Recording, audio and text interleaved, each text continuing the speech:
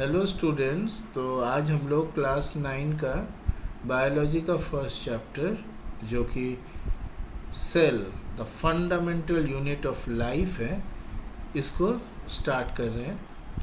तो चलिए शुरू करते हैं। सबसे पहले हम रॉबर्ट हुक के बारे में जानेंगे। ये एक बहुत महान साइंटिस्ट थे जिन्होंने 1665 में साइंटिफिक ऑब्जर्वेशन करके सेल के बारे में सबसे पहले इंसान थे जिन्होंने ये पता लगाया था। तो देखिए शुरू करते हैं। देखिए वो एक थिन स्लाइस ऑफ कॉर्क को स्टडी कर रहे थे रॉबर्ट हुक, और उनको क्या दिखाई दिया कि कॉर्क के अंदर में हनीकोम के जैसा छोटे छोटे स्ट्रक्चर्स है कॉर्क के अंदर में, उनको दिखाई दिया। अब बताइए कॉर्क क्या है। कॉर्क तो एक सब्सटेंस है जो कि ट्री के बार्क से मिलता है, राइट। और ये था 1665 वाला इस साल, और उस समय किसी ने भी ऐसा ऑब्जर्वेशन नहीं किया था। इन्होंने रॉबर्ट हुक ने इस चीज को देखने के लिए अपने से सेल्फ डिजाइन्ड माइक्रोस्कोप बनाया था। उस माइक्रोस्कोप में इन्होंने इस चीज को ऑब्जर्व किया था।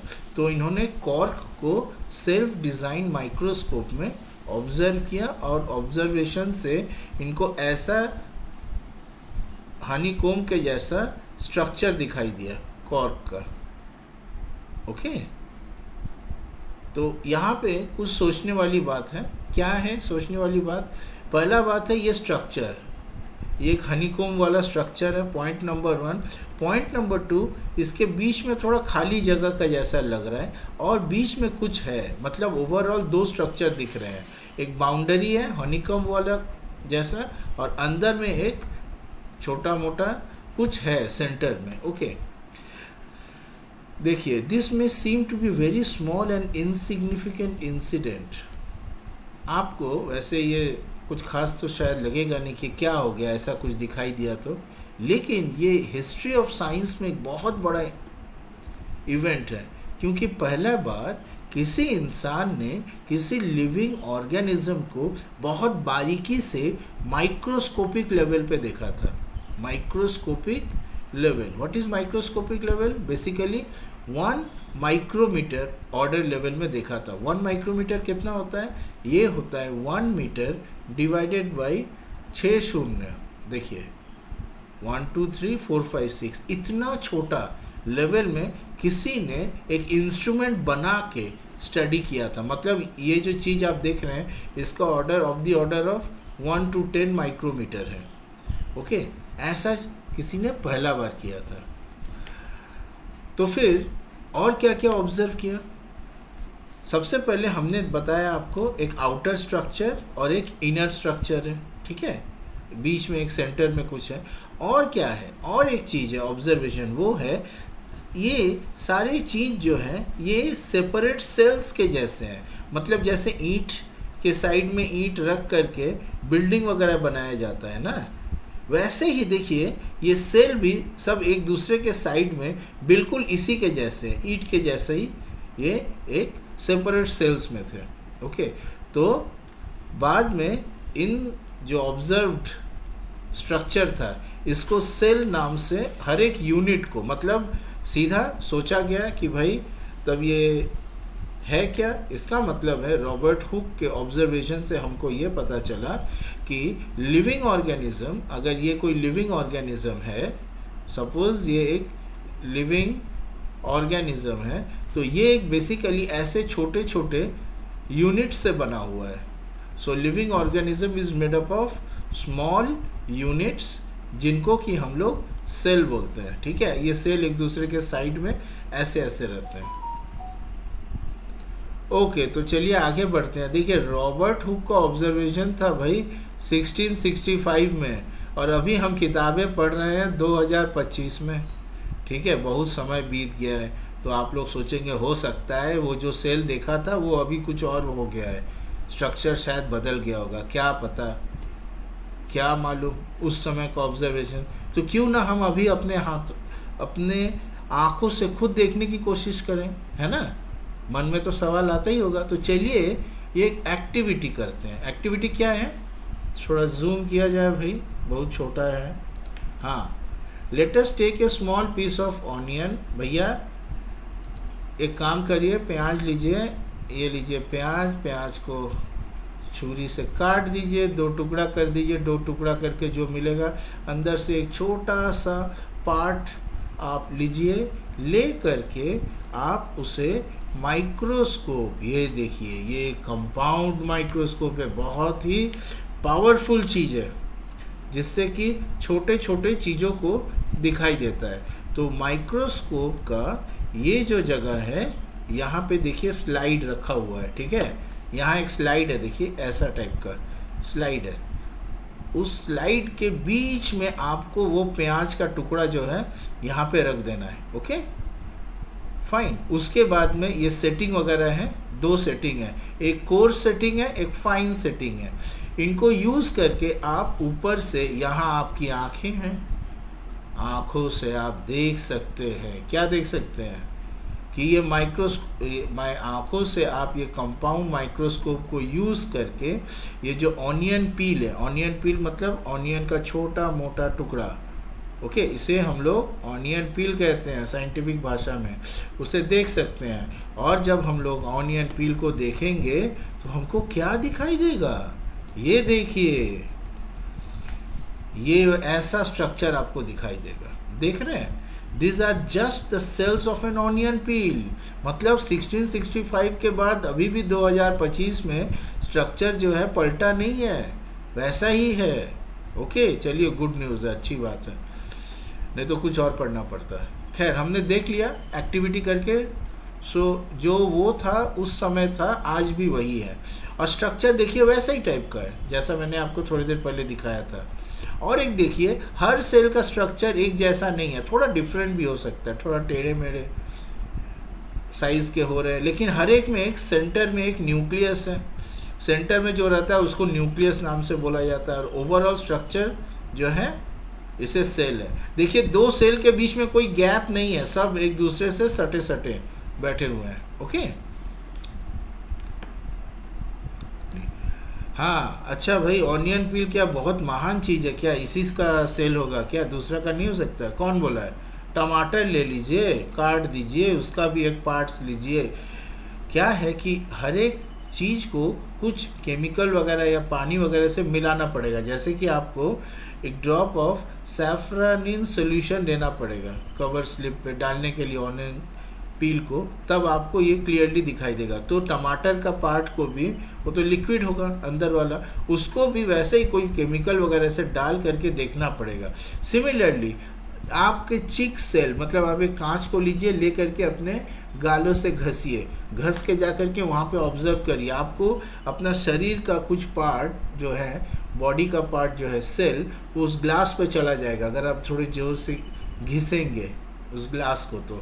तो वो आपको वहाँ पर जब आप माइक्रोस्कोप से देखेंगे, वहाँ पर आपको वैसे ही टाइप का, बिल्कुल एक जैसा नहीं होगा, थोड़ा डिफरेंट होगा।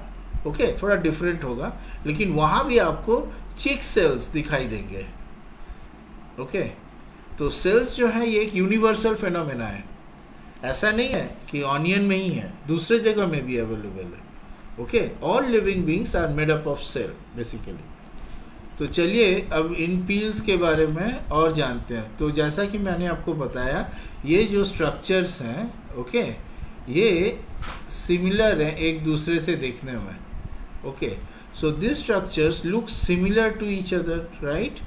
Together they form a big structure like an onion bulb. मतलब भाई प्याज जो है वो आप उसको एक बल्ब भी तो बोल सकते हैं। ओके तो हमने अगर डिफरेंट ऑनियन को भी ले करके किया तो आपको हर एक के अंदर में ही ऐसे ही टाइप के जो है सेल्स दिखेंगे, भले ही एक टेढ़े मेढ़े हो, लेकिन सभी डिफरेंट ऑनियन से भी, ये 4 ऑनियन हो गए मान लीजिए, चारों से अगर आप पील्स ले करके माइक्रोस्कोप में ऑब्जर्व किए तो आपको करीबन ऐसे ही टाइप के स्ट्रक्चर दिखाई देंगे। तो बेसिकली दिस स्मॉल स्ट्रक्चर्स जो कि हम देख रहे हैं, they are the basic building units of the onion bulb. These structures are called cells. Not only onions, but all organisms that we observe around are made up of cell. Okay. जैसे कि मान लीजिए कुछ sales जो हैं living हैं, कुछ sales dead भी हैं। जैसे कि हम लोग, हमारे अंदर में जो सेल है वो अभी लिविंग सेल है, राइट। लेकिन मान लीजिए पेड़ है, पेड़ से आपने जा करके डाल को तोड़ लिया, लीफ को तोड़ दिया, तोड़ के ला करके माइक्रोस्कोप में ऑब्जर्व किए, तो इन ए वे जब उसका कनेक्शन लॉस्ट हो गया पेड़ से, तो सॉर्ट ऑफ वो एक डेड सेल है। ओके, तो डेड सेल का भी आपको स्ट्रक्चर दिखाई देगा। जैसे कि आपका रॉबर्ट हुक ने फर्स्ट टाइम किया था, कॉर्क को लेकर के जब स्ट्रक्चर किया था, तो वो तो एक ट्री के छाल को, मतलब बार्क को ले करके उससे निकाल के किया था ना, तो इफेक्टिवली वो एक डेड सेल देखा था। ओके, और बाद में जब हमने ऑनियन पील को भी देखा, जब वो ऑनियन ज़मीन के अंदर में रहती है, ओके, ज़मीन में रहती है, जब वो पेड़ से लगा हुआ रहता है as a fruit, this vegetable जब एग्जिस्ट करता है, तब उसके अंदर वो ऑनियन पील एक लाइव सेल रहता है। लेकिन जब वो आपके हाथों में सब्जी वाला सब्जी वाली आपको जब दे के जाते हैं, तो सॉर्ट ऑफ वो तो उसका कनेक्शन तो धरती से कट गया, तो धीरे तो आप जिसे देख रहे हैं इफेक्टिवली वो एक डेड सेल है, वो अब लिविंग सेल नहीं रहा। ओके, इस बात को आप ध्यान दीजिएगा। तो देखिए ये इंफॉर्मेशन बॉक्स में रॉबर्ट हुक और उनके डिस्कवरी के बारे में बताया गया है कि उन्होंने 1665 में सेल को फर्स्ट टाइम डिस्कवर किया था यूजिंग ए प्रिमिटिव माइक्रोस्कोप। उनके बाद में, मतलब रॉबर्ट हुक के बाद में 1664 में ल्यूवेहॉक, इन्होंने एक इम्प्रूव्ड माइक्रोस्कोप से फ्री लिविंग सेल्स इन पॉन्ड वाटर डिस्कवर किया था for the first time, 1674, yes correction. Okay, तो उसके बाद में रॉबर्ट ब्राउन, इन्होंने 1831 में क्या डिस्कवर किया था, the nucleus in the cell. मतलब पहले जो छोटा छोटा स्ट्रक्चर दिख रहा था सेल के अंदर, अगर हम और पावरफुल माइक्रोस्कोप यूज़ करें तो तब आपको इसका अंदर का ये जो एक्चुअल न्यूक्लियस है, इसका अंदर का आपको स्ट्रक्चर दिखाई देगा। ये रॉबर्ट ब्राउन ने 1831 में डिस्कवर किया था। इतने साल क्यों लग गए भाई? आपका टेक्नोलॉजी एडवांसमेंट में टाइम लगता है। अगर माइक्रोस्कोप हमको बढ़िया वाला जो है अगर 1665 में मिल जाता, तो रॉबर्ट हुक तो सब कुछ डिस्कवर कर चुका होता। पर उस माइक्रोस्कोप को 1665 से आपका 1831 तक पावरफुल होने में टाइम लगा, बिकॉज टेक्नोलॉजी एडवांसमेंट धीरे धीरे। जैसे आज आप मोबाइल फ़ोन लेकर के सब कुछ कर सकते हैं करीबन, उसमें मनी ट्रांसफ़र से लेकर के फ़ोन कॉल से लेकर के वीडियो ऑडियो सब कुछ सुन सकते हैं, गेम खेल सकते हैं। आज से 30 साल पहले कोई ये सोच भी सकता था? करने के बारे में तो छोड़ ही दीजिए। ओके, नेक्स्ट, पुरकिनिये इन 1839 इन्होंने ये टर्म कॉइन किया था। कौन सा term? Protoplasm for the fluid substance of the cell. मतलब सेल के अंदर में जो फ्लूइड है उसका नाम किन्होंने रखा था? पुरकिनिये। तो ये जो है स्टूडेंट्स, ये बहुत महान महान बायोलॉजिस्ट हैं जिनके बारे में आपको यहाँ पे छोटे से मोर टू नो में बताया गया है। ओके, इन लोगों ने अपना सारा जिंदगी जो है इस सेल के ऊपर में काम करने में लगाया है। और आज हम लोग इस चैप्टर में इफेक्टिवली जो भी जानेंगे, इस चीज़ को जानने में कम से कम हजारों लाखों साइंटिस्ट ने अपना जिंदगी दिया है। ये आपको जाननी चाहिए। ओके ओके, तो इन सब के स्टडी, और भी बहुत लोग हैं उनके बारे में यहाँ बताया नहीं गया। इन सब से एक सेल का जो है थ्योरी डेवलप हुआ, उसे कहते हैं सेल थ्योरी। ओके, तो सेल थ्योरी क्या है? सेल थ्योरी बोलता है कि all the plants and animals are composed of cells, point number 1। Okay, point number 2, cell is the basic unit of life. Okay, mainly ये तो इन लोगों ने इतना सारा स्टडी किया था, लेकिन सेल थ्योरी को प्रेजेंट किया दो बायोलॉजिस्ट ने, स्लाइडेन और स्वान, 1838 और 1839 ने। लेकिन याद रखिए, अगर ये चार लोग जिनका नाम यहाँ दिया गया है, ये लोग अगर, सबसे पहले रॉबर्ट हुक, ये लोग अगर ये चीज़ नहीं करते तो कभी भी सेल थ्योरी 1838 और 39 में नहीं होता।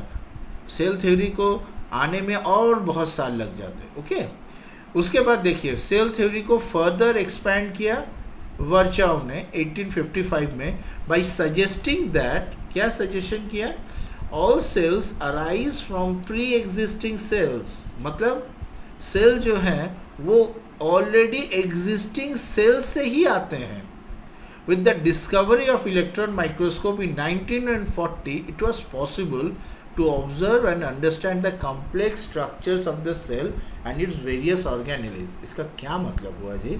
इसका मतलब ये है कि देखिए धीरे धीरे टेक्नोलॉजी डेवलप कर रहा है। ओके, पहले हम लोग जिसे जस्ट एक छोटा सा स्ट्रक्चर और एक डॉट देखते थे, धीरे धीरे 1940 तक इलेक्ट्रॉन माइक्रोस्कोप इसके आने की वजह से अब हमको ये जो सेल है ये पूरा स्ट्रक्चर दिखने लगा और उसके अंदर में और क्या क्या चीज़ है, ओके, ये दिखने लगे और इनके बीच में इंटरैक्शंस भी कैसे होता है, ओके, विद टाइम ये हमको दिखने लगा। तो धीरे धीरे हम सेल को और बढ़िया तरीके से जान पा रहे थे।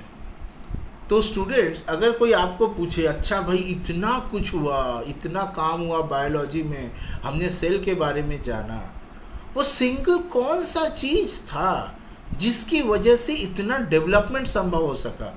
बेसिकली वो आपको जानना है। The invention of magnifying lenses सबसे पहले रॉबर्ट हुक ने स्टार्ट किया था, उसके बाद में दूसरों ने इसको और डेवलप किया। अगर हम लेंस को मैग्नीफाई नहीं करते तो हम छोटे से छोटे चीज़ों के बारे में कभी जान ही नहीं पाते। Okay, so the invention of magnifying lenses led to the discovery of the microscopic world. Okay, तो आप बोलोगे चलिए बहुत अच्छी बात है, सिंगल सेल, पर ये तो छोटा मोटा सेल है, ये अकेला क्या कर लेगा, है ना। लेकिन पता है आपको ऐसे भी ऑर्गेनिजम्स होते हैं जो कि एक सिंगल सेल से बने होते हैं, जैसे कि अमीबा। ये जो अमीबा है ये एक सिंगल सेल ऑर्गेनिज्म है और ये अमीबा अकेला नहीं है, इसके साथ इसकी एक पूरी दोस्त मंडली है। यहाँ पे तीनों का नाम दिया गया है, क्लैमिडोमोनास, पैरामीशियम एंड बैक्टीरिया। तो ओवरऑल ये जो 4 ऑर्गेनिजम्स के बारे में हमने जाना, this organisms are known as unicellular और सिंगल सेलुलर ऑर्गेनिजम्स। ओके, हम लोग क्या है भाई, कम ऑन, हम लोग मल्टी सेलुलर ऑर्गेनिजम्स है। हमारे अंदर ट्रिलियंस ऑफ सेल्स है, trillions of cells in a human. Okay, तो क्या है कि हमारे अंदर में डिफरेंट सेल्स ग्रुप करके डिफरेंट पार्ट्स को बनाते हैं, जैसे कि ब्लड, हार्ट, लिवर, ब्रेन, यहाँ हर जगह डिफरेंट टाइप ऑफ सेल्स हैं और ये हर सेल्स जो है ग्रुप करके टिश्यू एंड ऑर्गन सिस्टम वगैरह बनाते हैं और ये सब सिस्टम को लेकर के एक ह्यूमन बीइंग होता है। ओके, देखिए यहाँ पे वही चीज़ बताया गया है। Many cells group together in a single body and assume different functions in it to form various parts in a multicellular organism, such as some fungi, plants and animals. Right? अच्छा, अब आप एक ह्यूमन सोसाइटी को ले लीजिए, ठीक है, अपने देश भारत को ही ले लीजिए। इसके अंदर में एक गवर्नमेंट है, ओके, केवल गवर्नमेंट ही नहीं है, उसके बाद में पुलिस एक ऑर्गेनाइजेशन है, जस्टिस एक ऑर्गेनाइजेशन है, उसके बाद में हेल्थ एक ऑर्गेनाइजेशन है। हर एक ऑर्गेनाइजेशन में बहुत सारे लोग इन्वॉल्व हैं, ठीक है। हम लोग तो जनरल पब्लिक है। मान लीजिए हमको अचानक तबीयत खराब हो गया है तो हम किसके पास जाएंगे? डॉक्टर के पास जाएंगे, राइट। अगर कोई चोरी वगैरह का बारे में सॉल्व करना हुआ या डर है कुछ तो पुलिस के पास जाएंगे, ओके। तो वैसे ही यहाँ पे ह्यूमन ऑर्गेनाइजेशन में, एक कंट्री में ही हम एग्जांपल ले रहे हैं, यहाँ डिफरेंट ग्रुप ऑफ पीपल्स हैं, ऑर्गेनाइजेशंस हैं जो डिफरेंट काम करते हैं। जब हमें कोई चीज़ की ज़रूरत होती है तो हम उनके पास जाते हैं, वैसे ही एक मल्टी सेलुलर ऑर्गेनिज्म जैसे कि प्लांट हो गया, फंगी हो गया, ह्यूमन हो गया, उसके अंदर डिफरेंट ऑर्गेन्स होता है और हर एक ऑर्गेन्स के अंदर में डिफरेंट सेल्स होते हैं। वो सेल एक दूसरे से डिफरेंट होते हैं, पर वो हर एक अपना काम जब सही तरीके से करते हैं तब डिफरेंट ऑर्गेन्स सही तरीके से काम करते हैं और तब एक ऑर्गेनिज्म सही तरीके से लाइफ को एंजॉय कर पाता है जैसे कि आप और हम अभी एंजॉय करके ये वीडियो देख रहे हैं। ओके, तो every multicellular organism has come from a single cell. कैसे करके भाई, एक सिंगल सेल से इतना सारा सेल कैसे हो गया? ये जो है प्रोसेस, ये एक दिन में नहीं होता है, ये सेल डिवीजन से होता है। सेल डिवीजन एक प्रोसेस है। पहले 1 से 2 हुए, ओके, 1 से 2 हुए, फिर 2 से 4 हुए, 4 से 8 हुए, ऐसे करके 1 से 2 फॉर्म किए, फिर 2 से 2 करके फॉर्म किए, ओके, तो 4 हुए, फिर 4 से 2 करके फॉर्म अगर करें तो कितने होंगे? 1 2 3 4 5 6 7 8। तो ये जो प्रोसेस ओवरऑल, इसे सेल डिवीजन कहते हैं। ओके, याद रखिए, all cells does come from pre existing sales.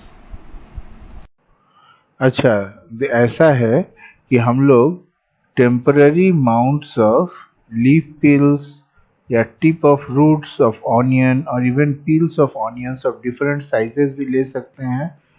और ले करके आपको क्या करना है, ये एक्टिविटी है, ये आपको टीचर की हेल्प से लैब में करना है। ओके, स्कूल के लैब में, यहाँ माइक्रोस्कोप आपको मिलेगा। ऑफ कोर्स टीचर आपको हेल्प करेंगे, डिफरेंट सेटिंग वगैरह के बारे में बताएंगे, कैसे करके आपको यूज़ करके सेल्स को देखना है। इन सब के बाद में जब आप ये डिफरेंट आइटम्स को ले करके स्टडी करिएगा तो आपको इन सवालों का जवाब देना है। क्या ये जितने भी सेल्स हैं सब एक जैसे दिखने में हैं या डिफरेंट शेप एंड साइजेस के हैं? आंसर मैंने आपको पहले ही बताया था, ये डिफरेंट शेप्स एंड साइजेस के पाए जाते हैं। ओके, ये डिफरेंट दिखने में भी होते हैं, इनका स्ट्रक्चर भी एक जैसा नहीं होता है। इनफैक्ट आप एक ही प्लांट के डिफरेंट पार्ट्स को अगर देखेंगे तो वहाँ आपको डिफरेंट टाइप्स ऑफ सेल्स मिलेंगे। ओके, आप अपने टीचर से इसको डिस्कस करिए कि क्या सिमिलैरिटीज़ है या क्या डिफरेंसेस है। इसके बारे में हम बाद में भी बातें करेंगे। फिलहाल ये देखिए कि कुछ ऑर्गेनिजम्स जो है सेल्स ऑफ डिफरेंट टाइप से बने होते हैं। कुछ ऑर्गेनिज्म जो है जो सिंगल सेल से ही बने हुए होते हैं, जैसे कि एमीबा, बैक्टीरिया। वैसे ही हम जैसे भी कुछ ऑर्गेनिजम्स हैं जो ट्रिलियंस ऑफ सेल से बने हुए हैं। और मैंने आपको पहले भी बताया है, हमारे अंदर डिफरेंट टाइप के सेल्स हैं। कुछ एग्जाम्पल्स देखिए, आप फोटोग्राफ्स देखिए, बहुत मज़ेदार फोटोग्राफ्स है। ओके, ये देखिए, ये क्या है? ये है आपका नर्व सेल। ओके, ये एंटेना स्ट्रक्चर है। इस एंटेना से बेसिकली ये जो है एक सेल दूसरे सेल से कांटेक्ट आता है। यहाँ और एक नर्व सेल है, उसका भी एंटेना है, उसके एंटेना से ये कांटेक्ट में आता है। ओके, उसके बाद में ये है ब्लड सेल। ये देखिए कॉइन के जैसा दिखने में है, चपटा हुआ कॉइन। ये है smooth muscle cell. Muscle cell जो है ये एक्सपैंड करता है, कॉन्ट्रैक्ट करता है, मतलब इसके दो स्ट्रक्चर्स हो सकते हैं, क्योंकि मसल को हमको एक्सपैंड और कॉन्ट्रैक्ट करने की ज़रूरत पड़ती है। ये ओवम सेल है, ये स्पर्म सेल है, ये बोन सेल है, ये फैट सेल है। ओके, तो देखिए एक ही ह्यूमन बॉडी में कितने वैरायटी ऑफ सेल्स है। ओके, देखिए मैंने पहले भी आपको बताया कि shape and size of cells are related to specific function they perform. Some cells like amoeba have changing shape, इनका शेप चेंज होता है। कुछ केसेस में सेल का शेप जो है वो मोर और लेस फिक्स्ड रहता है। Okay, for example nerve cells have the typical shape, जैसा अभी अभी हमने देखा, इनका ऐसा ही शेप होता है, ये चेंज नहीं होता है।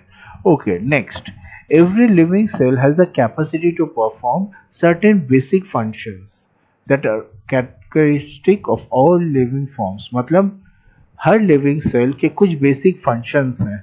इन basic functions को जान करके हम जान पाएंगे कि living different organisms की क्या characteristics है। Okay, say for example, how does a living cell perform these basic functions?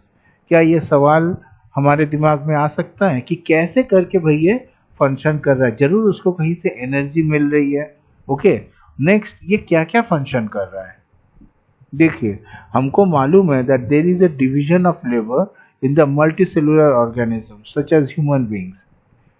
This means that different parts of human body perform different functions. जैसे कि human body has heart to pump blood, stomach digest करने के लिए and so on. उसी तरीका से division of labour, okay, मतलब ये देखिए डिफरेंट कामों के लिए डिफरेंट ऑर्गन सिस्टम्स है। वैसे ही division of labour is also seen within a single cell. तो स्टूडेंट्स यहाँ एक एमसीक्यू आ सकता है या सिंपल क्वेश्चन 2 मार्क्स का आ सकता है कि how is a single cell similar to that of a human body? Division of labor. Okay, for example देखिए, each such cell has got certain specific components within it. In components को क्या कहते हैं? इनको कहते हैं cell organelle. Okay, अब different type के cell organelle होते हैं। ये हर एक जो है अपना different special function होता है, such as making new material in the cell, clearing up the waste material from the cell and so on. तो देखिए, a cell is able to live and perform all its functions because of this organelles. Just जैसे कि एक इंसान स्वस्थ तभी रह सकता है जब उसके सारे ऑर्गन सिस्टम्स जो है शरीर के अंदर वो सही रहें, वैसे ही एक सिंगल सेल सही तरीका से तभी काम कर पाएगा जब उसके अंदर के जो डिफरेंट सेल ऑर्गेनेल्स है वो सब सही तरीका से अपना अपना काम करे।